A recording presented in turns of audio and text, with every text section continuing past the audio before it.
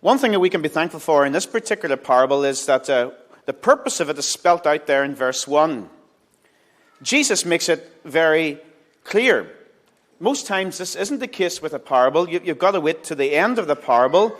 Very often the teaching point or the main point is not explicitly stated until that very last sentence or that last verse. But here, we've got it stated very clearly in the first verse. Jesus told his disciples a parable to show them that they should always pray and not give up. Always pray and not give up.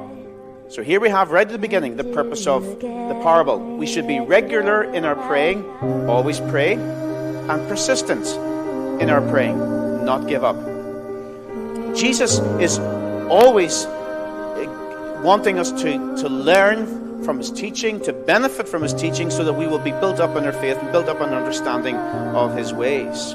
Here he is teaching his disciples. And of course, Jesus could say, do as I do, as well as do as I say. And that's the difference between, of course, Jesus and many of us who stand here at the front. At best, all I can do is do as I say. I can't always say to you, do as I do, because I am not yet what God wants me to be. But Jesus could say, do as I do, as well as do as I say. He was an example of regular and persistent prayer. Often early in the morning, Jesus went up into the solitude of the hills to pray, to commune with his Father.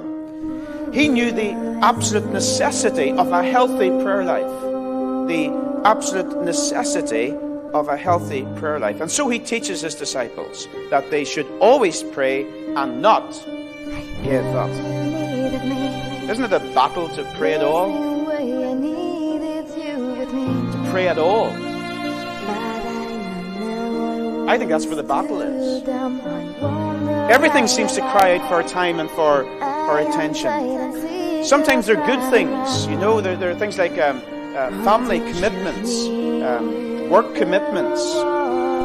Sometimes they're bad things. They can just be stuff that's on the television or yucky stuff that really we shouldn't be involved in. Sometimes it's indifferent things, but things very often are grabbing our time and grabbing our attention, and we don't have time to pray.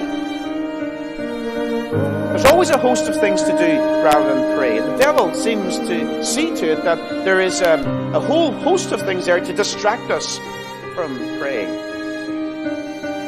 So starting is a problem.